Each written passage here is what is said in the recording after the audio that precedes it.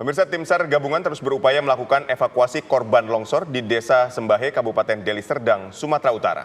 Kementerian PUPR melalui Balai Besar Pelaksanaan Jalan Nasional juga telah mengerahkan alat berat untuk membersihkan dan membuka akses jalan yang tertimbun material longsor.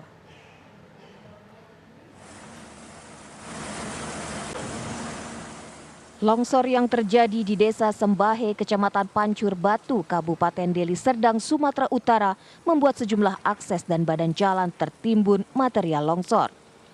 Kementerian PUPR melalui Balai Pelaksanaan Jalan Nasional Sumatera Utara telah mengerahkan 5 unit alat berat berupa ekskavator dan wheel loader untuk membersihkan dan membuka akses jalan yang tertutup. Kepala Balai Pelaksanaan Jalan Nasional Sumatera Utara, Stanley Cicero Hagar Tuapati Naja, menyebut proses pembersihan jalan diharapkan cuaca membaik sehingga pengerjaan dapat selesai dalam waktu 2 atau 3 hari. Seperti kita ketahui bahwa setelah kami identifikasi ada 13 titik longsor, itu sudah kami tangani sampai kemarin sudah 6 titik longsor, tapi memang belum sambung, masih ada sisa 7 lagi. Jadi kami berharap mungkin dalam 2-3 hari ke depan ini sudah bisa aksesnya bisa terbuka, tapi itu memang kalau dukungan cuaca sangat diperlukan untuk menyelesaikan target tersebut. Sebelumnya proses evakuasi korban dan pembersihan material longsor sempat dihentikan pada Kamis petang, namun kembali dilanjutkan pada Jumat pagi tadi. Tim SAR gabungan kembali melanjutkan pencarian satu korban yang masih hilang di salah satu titik longsor di Desa Sembahe. Korban diduga adalah seorang sopir yang saat terjadinya longsor sempat ditolong warga. Namun longsor susulan membuat korban hilang terbawa material dan hingga kini belum ditemukan.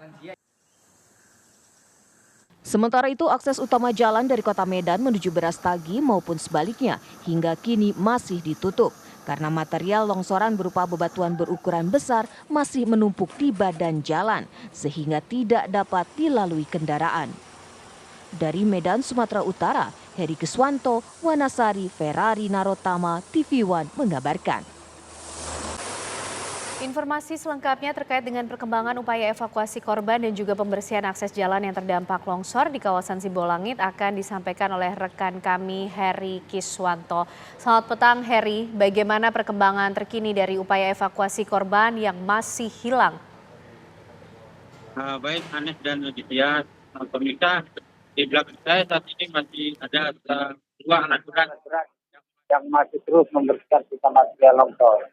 Nah, hal ini membuat pembersihan jalanan semakin cepat. Namun hingga hari ini polisi masih melarang angkutan umum ataupun angkutan pribadi untuk melintasi jalur tersebut karena dikarenakan masih banyaknya material lumpur yang tertinggal di aspal. Demikian. Tapi apakah masih ada korban yang hilang tertimbun longsor atau sudah semua berhasil dievakuasi? Sampai saat ini korban meninggal dunia ada 9 orang dan 1 lagi masih dalam proses pencarian yang sampai saat ini masih dilakukan oleh Basarnas dan tim gabungan lainnya. Oke.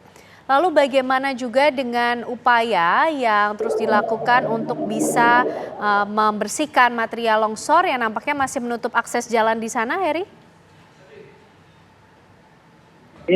Kementerian PUPR bekerjasama dengan pihak terkait sudah menerjunkan beberapa unit mobil damkar dan tangki yang berisi air bersih untuk menyiram jalanan agar bersih dari lumpur. Ya. Baik, tadi Anda katakan masih ada 1 korban yang masih dicari hingga saat ini. Bagaimana dengan upaya pencarian 1 korban ini? Sampai saat ini masih terus dilakukan dengan menggunakan dan bantuan dari Dinas Pemadam Kebakaran untuk menyemprot lumpur yang diduga menimbun korban. Demikian. Oke.